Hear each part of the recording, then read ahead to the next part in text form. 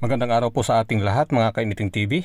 Narito na po ang ating latest typhoon weather update ngayong umaga, September 17, 8 AM valid hanggang 11 AM. Base sa available data ng Pag-asa kaninang alas 7 ng umaga, ang bagyong Hiner ay hulig na mataan sa lugar po ng Ambagyo, Nueva Vizcaya. Taglay nito ang lakas ng hangin na 45 km per hour malapit sa gitna at may pagbugso na 55 km per hour. May paggalaw na pa southwestward sa bilis na 15 km per hour. Bagya po itong humina dahil po sa interaksyon sa kabundukan po ng Cordillera. Inaasahan po na posible itong dadaan sa lugar po ng Ilocos Sur or sa La Union ngayong araw. Ito naman po ang mga lugar na nakapaloob sa Tropical Cyclone Wind Signal number 1. Si Tropical Storm Pulasa naman ay nasa labas pa rin ng ating bar at wala naman tong direktang epekto sa ating bansa. Pinapalakas lang niya po ang ating habagat at dinadaanan niya ngayon ang track ni Bagyong Ferdy.